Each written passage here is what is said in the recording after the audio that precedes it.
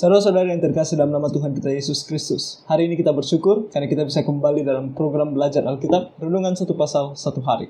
Hari ini kita akan merenungkan firman Tuhan dari kitab Kejadian pasalnya yang ke-47.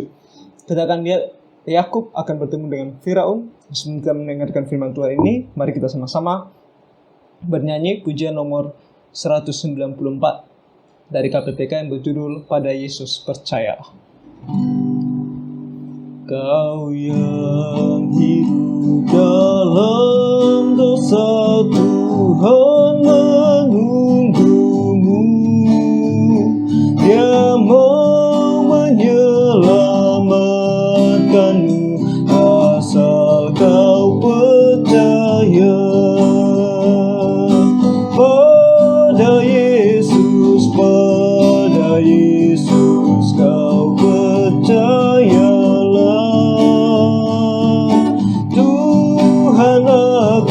Selamatkanmu saat ini juga. Dialah jalan hidup benar, tuntunmu ke sorga. Jangan tunggu, percayalah kan peroleh berkatnya. Pada Yesus kau percayalah, Tuhan akan selamatkanmu saat ini juga. Pada Yesus percayalah. Bagi kita yang belum percaya kepada Tuhan Yesus, pada Yesus percayalah, karena Dia yang akan membawa kita ke sorga. Bagi kita yang sudah percaya kepada Tuhan Yesus, serahkanlah kehidupan kita hari demi hari. Percayalah kepada pimpinan tangannya, maka Dia akan menolong dan memberkati kita dalam segala hal yang kita lakukan yang sesuai dengan kehendaknya. Dan semuanya itu akan berhasil memuliakan namanya dan menjadi berkat bagi kita dan orang lain di sekitar kita. Hari ini mari kita sama-sama membuka Kejadian pasalnya yang ke-47. Kejadian pasal 47, mari kita baca bersama-sama dan kita akan renungkan bersama-sama.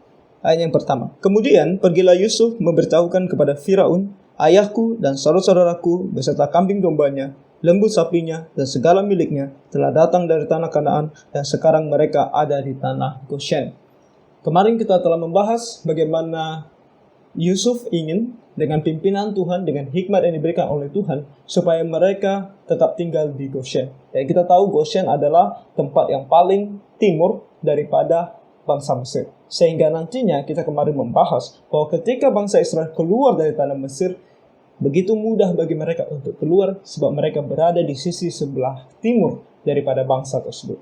Ini adalah sesuai dengan rencana Tuhan. Dan kita akan melihat bagaimana Tuhan bekerja selanjutnya. Kita lihat di sini di ayat kedua, dari antara saudara-saudaranya itu dibawanya 5 orang menghadap Firaun. Firaun bertanya kepada saudara Yusuf itu, apakah pekerjaanmu? Jawab mereka kepada Firaun, hamba-hambamu ini gembala domba, baik kami maupun nenek moyang kami. Jadi sesuai dengan apa yang dikatakan oleh Yusuf kepada mereka, mereka mengikutinya, sehingga ketika mereka bertemu dengan Firaun, 5 orang di antara mereka ketemu dengan Firaun dan mereka mengatakan kepada dia bahwa kami ini adalah pengembala ternak, gembala domba, dan itu adalah pekerjaan kami dari nenek moyang kami. Nah, sengaja mereka menekankan hal tersebut agar Firaun tahu bahwa inilah pekerjaan turun-temurun yang tidak mungkin mereka tinggalkan. Jadi sangat memungkinkan bagi Firaun untuk mengizinkan mereka untuk tinggal di Goshen saja, tidak perlu pergi kemana lagi. Kemudian di ayat yang keempat dikatakan, lagi kata mereka kepada Firaun, kami datang untuk tinggal di negeri ini sebagai orang asing. Nah, ini adalah hal yang harus kita garis bawahi. Kenapa? Sebab ini menggambarkan iman mereka kepada Tuhan. Nanti kita akan melihat ini bukan pertama kalinya, atau ini bukan pertama kalinya mereka akan mengatakannya, atau ini bukan satu kali saja mereka mengatakannya, nanti juga terus mereka katakan hal demikian, baik itu Yusuf, baik itu saudara-saudaranya maupun Yakub sendiri. Sebab mereka memiliki iman yang percaya kepada tuntunan tangan Tuhan. Mereka tahu bahwa Tuhan memberikan janjinya kepada Abraham bahwa mereka akan menduduki tanah Kanaan, bukan tanah Mesir. Jadi walaupun sesuatu ini belum terjadi, sesuatu itu akan terjadi di masa yang akan datang, tetapi mereka percaya kepada janji Tuhan ini, bahwa ini benar-benar akan terjadi. Nah, inilah iman. Nah, nanti kita akan melihat imannya Yakub terlebih lagi, yang akan menegur kita dan akan memberikan kita pelajaran tentang iman.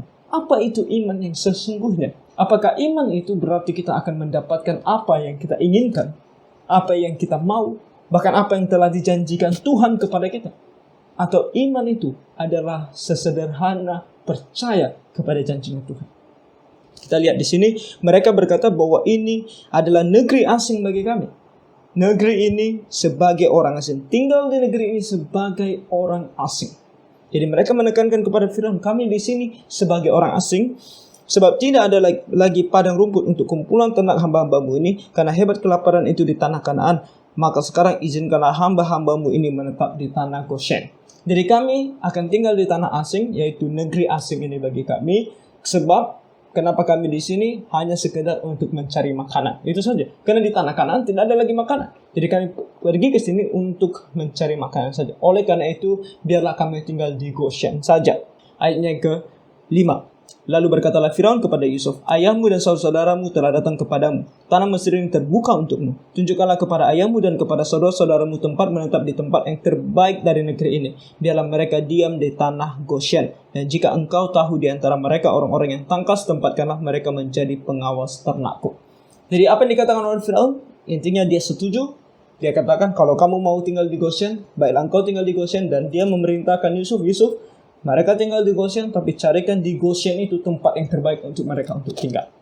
Oke, jadi ayat 7. Yusuf membawa juga Yakub ayahnya menghadap Firaun. Lalu Yakub memohonkan berkat bagi Firaun. Kita melihat di sini, Yakub seorang yang percaya kepada Tuhan. Ketika dia bertemu dengan Firaun yang memperlakukan anaknya dengan sangat baik, dia berdoa kepada Tuhan untuk memberikan berkat kepada Firaun. Dan kita menjadi orang Kristen harus mengikuti Yakub di sini, yaitu jangan lupa untuk berterima kasih. Dan terima kasih yang bisa kita berikan kepada orang lain tidak lebih baik daripada berdoa bagi orang tersebut kepada Tuhan.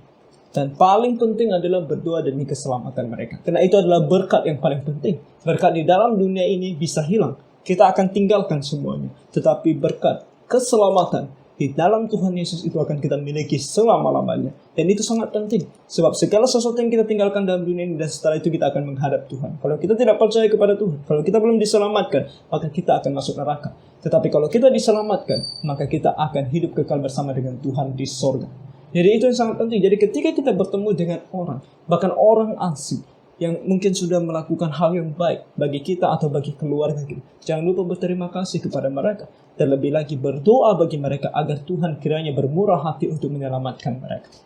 Di sini di ayat ke-8, kemudian bertanyalah Firaun kepada Yakub, sudah berapa tahun umurmu? Jawab Yakub kepada Firaun, tahun-tahun pengembaraanku sebagai orang asing berjumlah 130 tahun. Tahun-tahun hidupku itu sedikit saja dan buruk adanya, tidak mencapai umur nenek moyangku, yakni jumlah tahun mereka mengembara sebagai orang asing. Lihat di sini, dua kali Yakub menggunakan kata orang asing. Pertama dia katakan aku, pengembaraanku sebagai orang asing, dan kemudian di bagian berikutnya dia berkata bahwa yakni jumlah tahun mereka mengembara sebagai orang asing. Dan siapa yang dimaksudkan? Abraham, Ishak, dan dia sendiri. Mereka percaya bahwa saat ini tanah Kanaan itu belum diberikan kepada mereka dan harus mengembara mereka sebagai orang asing. Dan ini menunjukkan imannya Yakub. Imannya Yakub yang taat dan patuh kepada kehendak Tuhan. Janji kepada Abraham, Ishak, dan Yakub adalah keturunan mereka akan menjadi bangsa yang besar yang akan menduduki tanah tersebut. Dan selalu diberitahukan kepada mereka bahwa engkau akan menduduki tanah ini. Tapi kapan? Sampai hari ini mereka masih orang asing. Tetapi apa yang dilakukan oleh Abraham, Ishak, dan Yakub sementara mereka masih menjadi orang asing di negeri tersebut? Mereka tetap percaya dan beriman kepada janjinya Tuhan. Di sini dikatakan di ayat yang ke-10, lalu Yakub memohonkan berkat bagi Firaun, sesudah itu keluarlah ia dari depan Firaun. Yusuf menunjukkan kepada ayahnya dan saudara-saudaranya tempat untuk menetap dan memberikan kepada mereka tanah milik di tanah Mesir, di tempat yang terbaik di negeri itu, di tanah Rameses seperti yang diperintahkan Firaun. Nah, tanah Rameses berada dalam area Goshen dan itu ada sedikit di sebelah utara. Jadi dia mau mereka tinggal di sana, dan itu adalah tempat yang terbaik bagi mereka untuk tinggal. Dan Yusuf memelihara ayahnya, saudara-saudaranya, dan seisi rumah ayahnya dengan makanan menurut jumlah anak-anak mereka. Jadi dia selalu mensuplai makanan untuk mereka, sebab memang hebat kelaparan yang ada di negeri itu. Nah, ayat berikutnya dari ayat 13 sampai nanti ayat yang ke-28, kita melihat di sini tindakan daripada Yusuf yang begitu berhikmat sehingga Firaun menjadi seorang yang memiliki kedudukan sangat tinggi dan sangat berkuasa di negeri tersebut. Nah, ini disampaikan atau dituliskan oleh Musa ketika mereka sedang masa keluaran, ketika mereka sudah keluar dari tanah Mesir. Nah, kenapa Musa dan Tuhan ingin Musa menuliskan hal ini? Pertama, untuk mengingatkan bangsa Israel. Kamu melihat kebesaran kekuasaan Firaun yang tiada tara di negeri Mesir. Dan itu dia dapatkan bukan tanpa Tuhan. Itu karena Tuhan yang memberikan hikmat kepada Yusuf, sehingga Yusuf yang membuat dia begitu berkuasa dan memiliki kedudukan yang tinggi saat ini. Tanpa Tuhan, dia tidak akan memiliki kedudukan tersebut. Dan itu akan membuat bangsa Israel tahu bahwa kalau bangsa asing yang bukan bangsa pilihan Tuhan, dengan adanya Yusuf yang diberkati oleh Tuhan, bangsa itu menjadi bangsa yang begitu kuat dan Firaun menjadi seorang pemimpin yang begitu berkuasa. Dan kali ini bagi mereka, anak-anak Tuhan, sebuah bangsa pilihan Tuhan yang Tuhan telah pilih sejak awalnya, bagaimana mungkin Tuhan tidak akan menuntun mereka menjadi sebuah bangsa yang besar? Karena saat ini mereka masih memang dalam perjalanan menuju tanah Kanaan. Dan mereka akan memasuki tanah Kanaan di mana mereka akan berperang melawan bangsa-bangsa yang sudah ada bahkan puluhan ratusan tahun sebelum mereka menjadi sebuah bangsa. Yang kekuatan militernya mungkin jauh-jauh lebih tinggi dari mereka. Tapi dengan iman mereka harus mau maju melawan bangsa-bangsa tersebut. Dan ini adalah hal yang membuat mereka tahu bahwa Tuhan juga akan menolong mereka. Nah, di sini kita melihat di ayat ke-13, di seluruh negeri itu tidak ada makanan sebab kelaparan itu sangat hebat, sehingga seisi tanah Mesir dan tanah Kanaan lemah lesu karena kelaparan itu. Maka Yusuf mengumpulkan segala uang yang terdapat di tanah Mesir dan di tanah Kanaan, yaitu uang pembayar gandum yang dibeli mereka. Dan Yusuf membawa uang itu ke dalam istana Firaun. Setelah habis uang di tanah Mesir dan di tanah Kanaan, datanglah semua orang Mesir menghadap Yusuf serta berkata, "Berilah makanan kepada kami. Mengapa kami harus mati di depanmu? Sebab tidak ada lagi uang." Jawab Yusuf, "Jika tidak ada lagi uang, berilah ternakmu, maka aku akan memberi makanan kepadamu sebagai ganti ternakmu itu." Jadi pertama, bayar dengan uang. Setelah uang habis, bayar dengan ternak. Ayat 17. Lalu mereka membawa ternaknya kepada Yusuf, dan Yusuf memberi makanan kepada mereka ganti kuda, kumpulan kambing domba dan kumpulan lembu sapi dan keledainya. Jadi disediakannya lah bagi mereka makanan ganti segala ternaknya pada tahun itu. Setelah lewat tahun itu, datanglah mereka kepadanya pada tahun yang kedua serta berkata kepadanya, "Tidak usah kami sembunyikan kepada tuanku bahwa setelah uang kami habis dan setelah kumpulan ternak kami menjadi milik tuanku, tidaklah ada lagi yang tinggal yang dapat kami serahkan kepada tuanku selain badan kami dan tanah kami. Mengapa kami harus mati di depan matamu, baik kami maupun tanah kami? Berilah kami dan tanah kami sebagai ganti makanan, maka kami dengan tanah kami akan menjadi hamba kepada Firaun. Berikanlah benih supaya kami hidup dan jangan mati, dan supaya tanah itu jangan menjadi tandus." Jadi setelah uang, kemudian ternak, dan sekarang diri mereka sendiri dan tanah mereka. Nah, ini adalah hal yang terjadi pada masa kelaparan. Dan itu adalah hal yang normal, sebab siapa yang mau mempertahankan nyawanya atau dirinya atau kebebasannya sendiri tapi kehilangan nyawanya dan mati, untuk apa tanah yang banyak kalau perut lapar dan tidak mendapatkan makanan lalu mati? Di sini juga kita melihat bahwa segala sesuatu yang kita miliki di dalam dunia ini tidak lebih penting daripada nyawa kita. Adakah yang lebih penting daripada nyawa kita?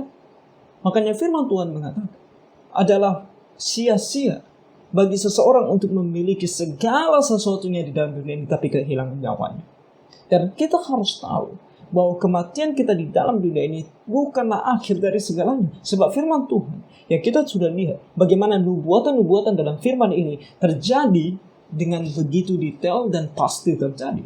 Dan firman Tuhan yang sama juga menceritakan kepada kita kalau kita terus membaca Alkitab ini, bahwa kita ini setelah mati, setelah meninggalkan dunia itu bukan akhir dari segalanya, melainkan akan ada fase berikutnya, yaitu fase kehidupan yang kekal, antara hidup yang kekal di surga atau hidup yang kekal tersiksa di dalam api neraka. Dan itulah yang disebut sebagai kehilangan nyawa. Kehilangan nyawa yang lebih penting adalah bukan mati di dalam dunia ini, tetapi mati kekal, yaitu mati di dalam api neraka selama-lamanya. Di sana kamu akan berada selama-lamanya dihukum oleh Tuhan oleh karena segala dosamu. Dan itu dikatakan oleh firman Tuhan. Yang kita tahu ini betul-betul adalah firman Tuhan yang hidup.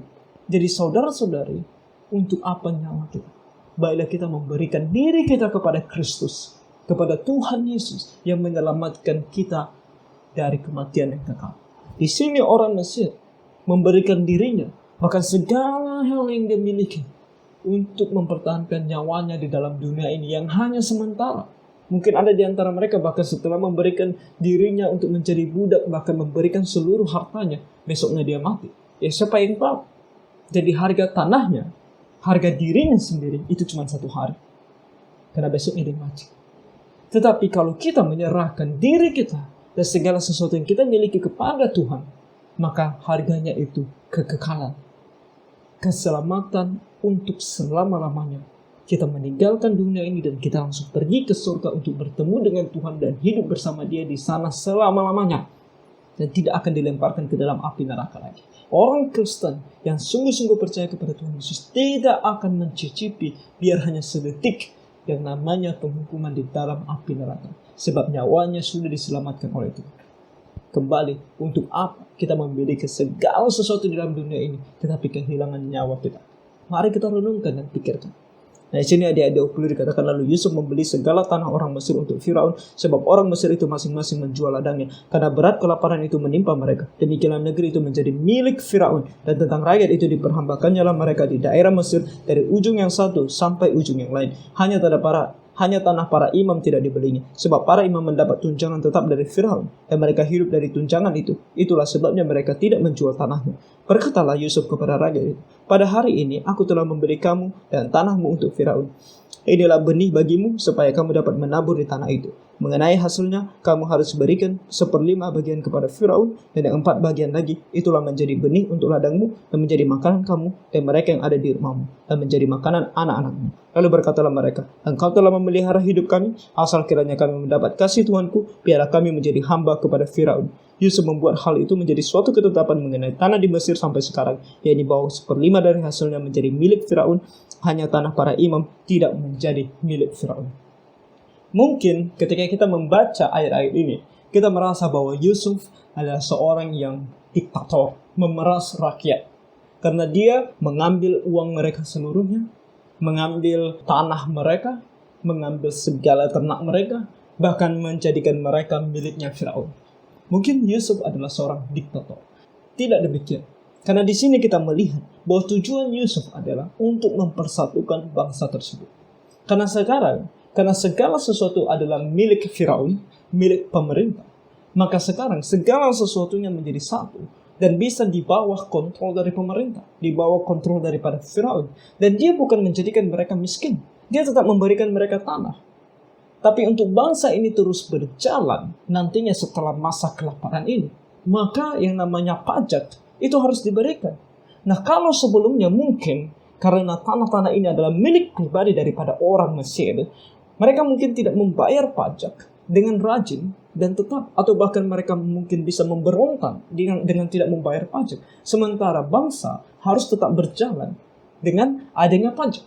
Dan sekarang dengan semua tanah ini adalah milik Firaun, mereka tidak bisa berdalih lagi bahwa mereka harus membayar pajak. Tetapi Yusuf membuat suatu peraturan yang sangat baik, yang tidak menyiksa mereka. Sebab yang dia inginkan, pajak yang mereka berikan hanya 1/5. Sedangkan yang 4 bagian lagi milik mereka pribadi. Terserah mereka mau mereka jadikan apa. Terserah mereka mau mereka jual, mau mereka apakan. Tetapi 1/5 dari hasil tanah tersebut harus diberikan kepada Firaun. Artinya diberikan kepada pemerintah untuk menjadi pajak agar bangsa dan negara ini tetap bisa berjalan. Dan itu yang dilakukan oleh Yusuf di sini dengan hikmat dan kebijaksanaan yang diberikan oleh Tuhan. Dan dikatakan di sini sampai hari ini maksudnya sampai hari di mana Musa menuliskan hal tersebut. Menuliskan untuk dibaca oleh orang Israel supaya mereka tahu bahwa kita lihat segala kemakmuran, kebaikan yang terjadi di Mesir sekarang itu karena Yusuf yang dipimpin oleh Tuhan agar bangsa dan negara Mesir ini menjadi seperti sekarang. Tanpa Tuhan yang memberikan kebijaksanaan kepada Yusuf, maka bangsa itu tidak akan seperti sekarang ini. Dan itu akan memberikan mereka kekuatan, penghiburan, untuk tahu bahwa untuk bangsa mereka nanti yang Tuhan telah janjikan, bahwa mereka akan menjadi sebuah bangsa yang besar. Itu pun pastinya Tuhan akan memberikan mereka pemimpin-pemimpin yang luar biasa, yang akan membawa bangsa itu menjadi bangsa yang makmur dan sejahtera. Iman, membaca tentang siapa Tuhan, akan memberikan kita iman untuk tahu apa yang harus kita lakukan di masa yang akan datang. Untuk membuat kita memiliki iman untuk yakin dan percaya untuk mengikuti firman Tuhan tanpa ragu. Oleh karena itu, saudara, kembali saya ingatkan bahwa kalau kita mau beriman kepada Tuhan, bukan dengan cara bersemedi, bukan cara mencari apa yang ada di dalam pikiran kita, bukan dengan cara menggali apa yang ada di dalam hati kita, bukan.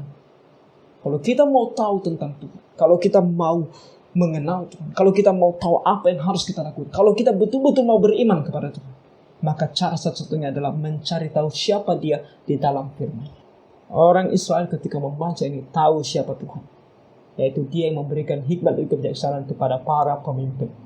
Dengan begitu mereka bisa menaruh iman mereka kepada Tuhan dan mereka bisa tunduk kepada para pemimpin mereka. Jadi ketika ada pilihan, ketika pemerintah atau pemimpin memberikan mereka satu perintah, mau ikut atau tidak, mereka tahu kehendak Tuhan adalah bagi kita untuk mengikuti pemerintah. Maka kita ikuti peraturan pemerintah yang sesuai dengan kehendak Tuhan tentunya, sesuai dengan firman Tuhan tentunya, yang bukan dosa tentunya. Okay? Jadi ini adalah hal yang kita lihat di sini. Jadi saudara-saudara, baiklah kita percaya kepada Tuhan, tuntunan tangan Tuhan melalui orang-orang di sekitar kita, termasuk para pemimpin kita. Ayat berikutnya, ayat 27. Maka diamlah Israel di tanah Mesir, di tanah Goshen, dan mereka menjadi penduduk di situ. Mereka beranak cucu dan sangat bertambah banyak. Beranak cucu dan sangat bertambah banyak. Ingat tentang janji Tuhan bahwa mereka akan berada di dalam bangsa asing untuk beberapa waktu lamanya, 400 tahun lamanya. Dan ingat bahwa di sana Tuhan sudah mempersiapkan mereka untuk menjadi sebuah bangsa, yaitu mempersiapkan penduduknya.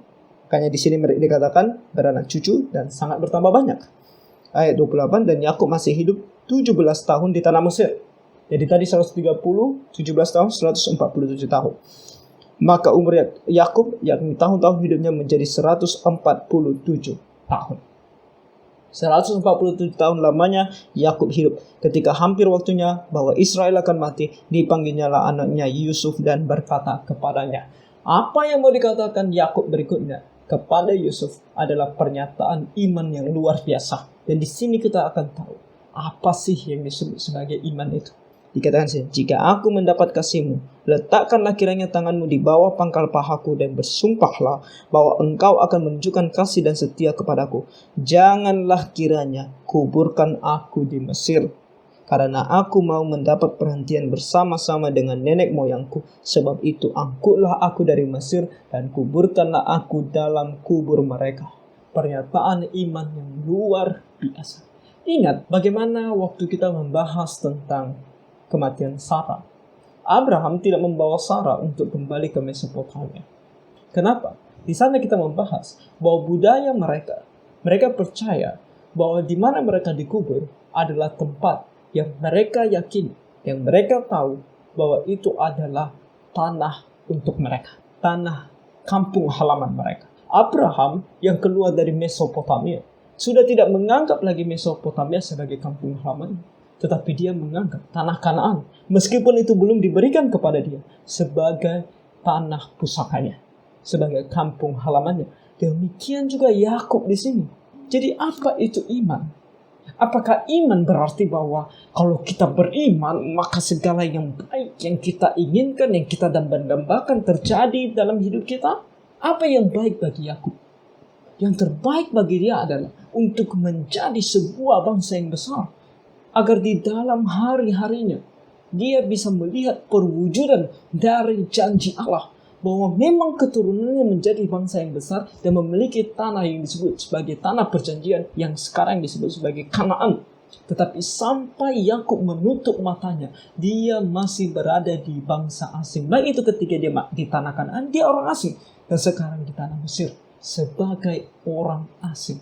Tetapi apakah dia tetap beriman? Dia tetap beriman dan imannya tidak pernah hilang.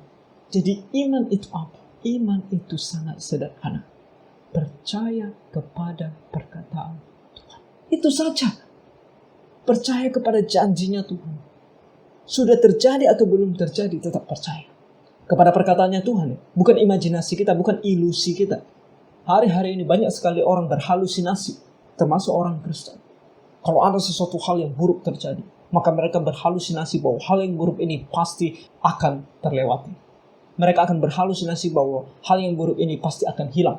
Atau ketika ada hal buruk jauh di sana, mereka berhalusinasi bahwa hal buruk itu tidak akan sampai kepada mereka.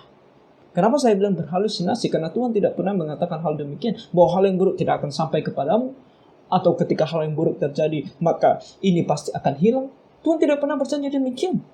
Karena Tuhan berkata di dalam firman-Nya, terkadang Dia mengizinkan hal yang buruk itu terjadi dalam hidup kita, dan Dia juga berkata bahwa terkadang hal yang buruk itu akan tetap ada dalam hidup kita sampai kita mati. Jadi kalau Allah tidak pernah berjanji kepada kita, kenapa kita berhalusinasi bahwa itu pasti akan terjadi?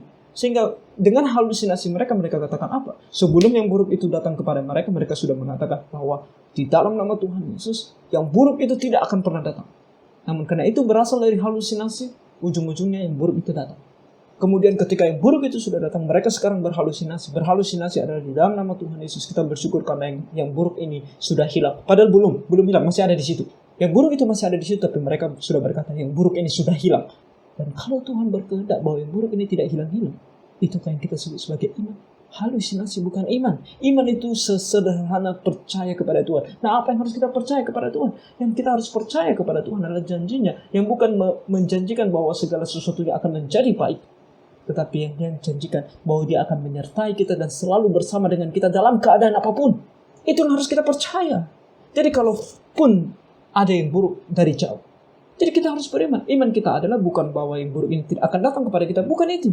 Iman kita adalah walaupun yang buruk ini datang di dalam diri kita, datang menghimpit kita, kita tetap percaya bahwa di dalam keadaan yang begitu buruk pun, Tuhan ada beserta dengan kita. Dia akan menolong kita dan anugerahnya cukup bagi kita. Dan ketika kita berada dalam situasi yang sangat sulit, keburukan itu terjadi betul-betul dalam kehidupan kita, iman kita akan berkata bahwa walaupun aku tetap berada dalam keburukan ini, lepas atau tidak lepas aku, selama aku hidup dalam dunia ini, di dalam keburukan ini, dari keburukan ini, aku tetap percaya bahwa Tuhan menyertai aku dan anugerahnya cukup bagiku di dalam melalui segala sesuatu ini. Walaupun misalnya aku harus mati bahkan di dalam keburukan, kesusahan, kesulitan. Dan itu yang sedang kita alami saat ini, saudara-saudara. Saya mau setiap orang Kristen menyadari akan hal ini. Lihat Yakub di sini, imannya tidak membuat dia berkata bahwa aku sudah memiliki tanah. Tidak, dia tetap mengatakan dia orang asing. Tetapi meskipun begitu, dia percaya bahwa janji Tuhan, tanah itu akan menjadi tanah bagi keturunan. Dia berkata bahwa tulangku harus juga besar. Dia mengatakan bahwa itu adalah bagian dari milik pusaka untukku juga. Itu adalah kampung halamanku. Karena itu janji Tuhan yang sangat spesifik kepadanya. Janji Tuhan sangat spesifik juga kepada kita, yaitu bahwa Dia akan menyertai kita dan bersama dengan kita dalam segala keadaan apapun. Kita tidak dijanjikan tanah perjanjian, tanah Kanaan Israel. Kita tidak dijanjikan hal demikian. Itu kepada Abraham dan keturunannya secara jasmani. Orang Israel yang kita tahu sekarang yang disebut sebagai orang Yahudi, orang Israel, mereka di sana. Bagi kita orang Kristen yang bukan Yahudi, Tuhan berkata bahwa Dia akan menyertai kita dalam segala hal di dalam kehidupan kita. Dia akan terus menyertai kita dan anugerahnya cukup bagi kita. Itu janjinya kepada kita. Maka dalam keadaan apapun kita beriman kepada Tuhan. Kita tidak akan pernah meninggalkan Dia. Dan kita tidak akan pernah berhalusinasi. Kita akan percaya kepada perkataannya saja. Bukan perkataan orang lain yang berasal dari imajinasi dan halusinasi mereka. Dari sini kita melihat Yusuf berkata, jawabnya, aku akan berbuat seperti katamu itu. Kemudian kata Yakub, bersumpahlah kepadaku. Maka Yusuf pun bersumpah kepadanya. Lalu sujudlah Israel di sebelah kepala tempat tidur. Di sini dia belum meninggal ya. Karena nanti di pasal 48 kita akan melihat bahwa dia akan memberkati anak-anaknya termasuk cucunya. Sampai di sini hal yang paling penting kita pelajari adalah iman kita adalah percaya kepada janjinya Allah. Janjinya yang betul-betul tertulis dalam firman-Nya. Yang betul-betul Dia katakan kepada kita di dalam firman. Bukan yang berasal dari halusinasi dan imajinasi kita. Dan iman kita itu adalah iman yang sangat sederhana. Percaya kepada janji. Itu saja. Jadi jangan kita berharap segala sesuatu atau sesuatu yang menurut kita baik, tapi tidak untuk Tuhan. Kembali saya ingatkan, Tuhan tidak pernah menjanjikan bahwa langit akan selalu biru, atau kita akan menjalani perjalanan atau jalan yang penuh dengan bunga yang indah-indah. Tetapi dia berkata, hidup kita akan penuh dengan penderitaan. Kalau Tuhan Yesus saja ditolak, dianiaya, apalagi kita murid-murid. Orang tidak mau begini. Sebab zaman sekarang, kita hidup dalam situasi yang begitu enak. Semuanya serba instan, semuanya serba gampang, teknologi yang canggih. Sehingga kita pikir pun, hidup sebagai orang Kristen harus gampang, harus mudah, harus instan. Tidak demikian. Tuhan tetap ingin kita perlahan demi perlahan, tahap demi tahap, bertumbuh di dalam iman kita di dalam dia. Dan terkadang dia akan menggunakan situasi-situasi yang sulit, seperti yang kita alami sekarang, pandemik, untuk membuat kita bertumbuh di dalam iman kita. Bukan untuk membuat kita melepaskan kita dari sini. Karena belum tentu itu kehendaknya. Belum tentu kehendaknya adalah pandemik ini berakhir. Belum tentu kehendaknya virus ini akan hilang lenyap dari awal. Belum tentu kehendaknya virus ini tidak akan sampai kepada kita. Dan belum tentu kehendaknya virus ini akan pergi daripada kita. Tapi kehendaknya bagi kita adalah dia akan menyertai kita dan akan menolong kita, akan melindungi kita, akan menjaga kita, sehingga iman kita tetap di dalam dia. Hidup atau mati dalam pandemi ini. Kita lakukan yang terbaik dan percaya Tuhan menolong kita. Dan yang paling penting, percaya kepada kehidupan yang kekal yang dia janjikan. Sesuatu yang tidak pernah kita lihat. Kita tidak lihat jauh di sana kehidupan kekal setelah kematian. Dan kita tidak pernah melihatnya, tapi kita tetap percaya. Tetap percaya kepada Tuhan Yesus dan tidak akan meninggalkannya. Karena kita tahu janjinya akan kehidupan yang kekal itu pasti. Kita akan pergi ke sorga, hidup bersama dengan dia selama-lamanya. Janji ini untuk kita yang sudah percaya kepadanya tentunya, dan juga kepada setiap orang yang belum percaya kepadanya, dia juga memberikan janji ini kalau mereka mau percaya kepadanya. Jadi bagi kami yang belum percaya kepada Tuhan Yesus, percayalah kepadanya, maka dia akan memberikan kamu keselamatan hidup yang kekal yang dia janjikan dan pasti akan dia berikan. Jadi kiranya Tuhan menolong kita semua. Tuhan memberkati.